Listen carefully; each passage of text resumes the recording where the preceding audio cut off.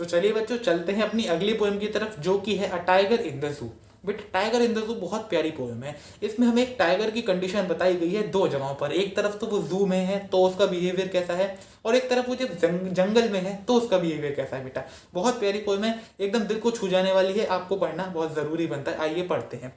देखो आपको एक ओवरव्यू दे दूं, इसमें हमें बताया जाएगा कि अगर जब भाई टाइगर जू में है तो वो खुश नहीं है, अपने आसपास की चीजों में दिलचस्पी नहीं दिखा रहा है, लोगों से मतलब कुछ अपने ना दहाड़ रहा है, बस एकदम शांत सा चल रहा है, और कुछ उसके मन में बड़ी अच्छा नहीं लग रहा है उसको वहां पर रह के। ठीक है, और वहीं पर अगर वो जू में है तो वो हंटिंग करता है और दहाड़ता है और सब कुछ करता है। ठीक है, तो मतलब फिर बस एंड करा गया पोएम का ये कहकर कि पोएट वो जो अपना टाइगर है उसकी आंखों में एक उम्मीद है कि कभी ना कभी तो वो केज से बाहर निकलेगा। बस इसके साथ पोएम एंड है। अब डिटेल में थोड़ा जानते हैं। पहली लाइन क्या लिखी है, मतलब पैरा में क्या है पहला, he stalks in his vivid stripes the few steps of his cage on pads of velvet quiet in his quiet rage. मतलब क्या होता है कि वो जो टाइगर है वो अपनी विविड स्ट्राइप्स के संग, मतलब जो धारियां होती हैं उसके शरीर पर, उनको संग भाई लेकर अपनी केज के अंदर की जो छोटी सी जगह है उसी में चल रहा है। किस पर चल रहा है, अपने पंजों पर। उन्हीं को यहाँ पर पैड्स ऑफ वेलवेट क्वाइट बताया है। ये मेटाफर यहाँ पे यूज किया गया है। पैड्स ऑफ वेलवेट क्वाइट मतलब एकदम जो उसके पंजे होते हैं ना वो एकदम कुशन जैसे होते हैं, बहुत भारी होता है यार टाइगर, तो उसके हिसाब से उसके पंजे भगवान ने बनाए हैं ऐसे। तो अपने वो कुशन से पंजों पर वो चल रहा है, कहाँ, अपनी केज में चल रहा है, थोड़े से कदम बस ऐसे ही चल रहा है वो। ठीक है, इन हिज क्वाइट रेज मतलब उसको गुस्सा भी है लेकिन वो कुछ कर ही नहीं सकता, एकदम शांत गुस्से के संग चल रहा है। वो क्या करेगा बेटा, दूसरे पैरा में हमको कंडीशन बताई गई है अपने जंगल की, क्या, he should be lurking in the shadow sliding through the grass near the water hole where plump deer pass. He should be lurking in the shadow, lurking मतलब छुप रहा है, कि वो छुप रहा होगा कहीं ग्रीन ग्रास के पीछे और धीरे धीरे चल रहा है। ग्रीन ग्रास के पीछे धीरे धीरे चल रहा है। छुप क्यों रहा है, क्योंकि सामने एक हिरन जा रहा है, प्लम्प डियर यानी मोटा तगड़ा हिरन जा रहा है, उसका शिकार करने के लिए वो एकदम ताक लगाए बैठा है, कब्जे आया मैं इसका शिकार कर लूँ। ठीक है, वाटर होल मतलब नदी या कुछ भी पानी का सोर्स है, उसके आसपास वो हिरन है। तो मतलब क्या पता चलता है कि कहाँ हमारा वो टाइगर शांत सा जो चल रहा है वो यहाँ पे शिकार की तैयारी में बैठा है, एकदम अपना बेटा अपनी जिंदगी है उसकी। हम ये नहीं कहेंगे कि शिकार करना उसके लिए गलत है, क्योंकि उसका तो पेट पालना वही है। ठीक है, तो वहां पर वो अपनी लाइफ अच्छे से जी पा रहा है। अगले पैरा में हम जंगल में ही है, क्या, he should be snarling around the houses at the jungle's edge baring his white flanks his claws terrorising the village.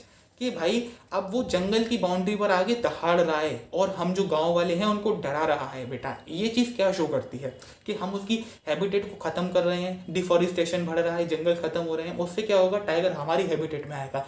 अगर वो यहाँ पर आया तो हमारा भी भाई बिगड़ेगा, हमें भी भाई कष्ट होगा और उसे तो होगा ही होगा। तो इसलिए अच्छा यही होगा कि बेटा उसकी हैबिटेट को भी आप बना रहने दें, ज़्यादा डिस्ट्रक्शन ना करें यार। और फिर हमें बताया गया कि वो अपने जो बड़े बड़े वाइट दांत हैं उनको बाहर निकाल के हमें डरा रहा है, पूरे विलेज को एकदम खड़ा होकर, और दहाड़ रहा है तेज तेज से। ये बात है तीसरे पैरा में। अब हम दोबारा चले जाते हैं कहाँ, जू में। वहां पर टाइगर की कंडीशन क्या कहते हैं, but he is locked in a concrete sell his strength behind bars. कि अब वो है, अब वो लॉक है कंक्रीट सेल में। कंक्रीट मतलब जो उसका पिंजरा है वो कंक्रीट का बना हुआ है, उसमें लॉक है, और अब जो उसकी ताकत है वो बस उनकी जो सराखे हैं पिंजरे की उसके पीछे रह गई है। वो बाहर तो अपनी ताकत दिखा तो सकता नहीं है। Stalking the length of his cages ignoring the visitor.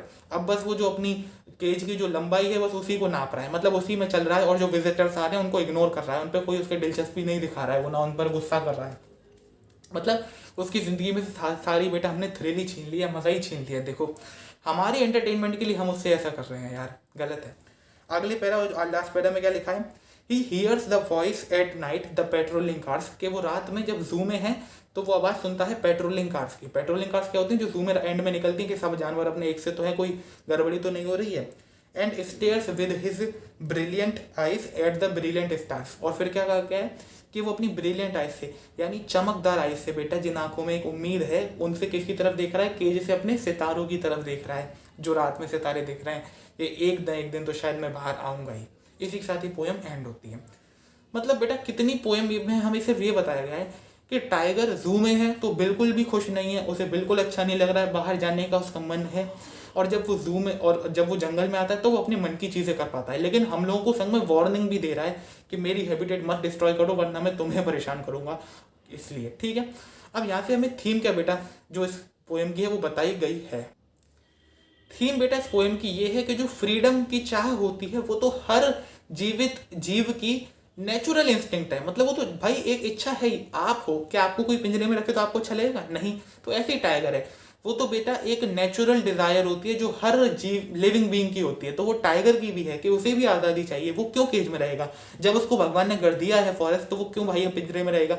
इसलिए हमें भाई उनकी फ्रीडम की रेस्पेक्ट करनी चाहिए, डिफॉरेस्टेशन नहीं करना है ज़्यादा, जैसे उनकी वो फ्रीडम बनी रहे बेटा। उनकी भी वैल्यूज़ हैं, अपने कुछ मॉरल वैल्यूज़ होते हैं यार, उनका भी बेटा मन होता है, इसलिए हमें उनके संग भी अच्छे से पेश आना है। उसके अलावा यहाँ पे लिखा गया है, कोई भी जानवर बेटा केज में रह के कभी खुश नहीं रहा है, ना कोई खुश होगा। और हमें बेटा यहाँ पर पोयम में इसलिए बताया गया, एक तरफ जू की कंडीशन के कंट्रास्ट में दी गई है हमने को जंगल की कंडीशन, जिससे हम खुद जान सकें यार कि जंगल में टाइगर कितना खुश है और जू में कितना उदास है। बाकी अगर मैं लर्निंग की बात करूंगा तो लर्निंग इससे यही मिलेगी कि हमें बेटा जानवरों की फ्रीडम की रेस्पेक्ट करनी चाहिए, उन वो भी फ्रीडम के लायक हैं, उनकी भी फ्रीडम होती है, उनका हैबिटेट हमें डिस्ट्रॉय नहीं करना चाहिए, इसलिए अफॉरेस्टेशन करो, डिफॉरेस्टेशन मत करो। ठीक है, ये लर्निंग थीम हो गई, समरी बता दी। चलते हैं बेटा अपनी अगली पोएम की तरफ।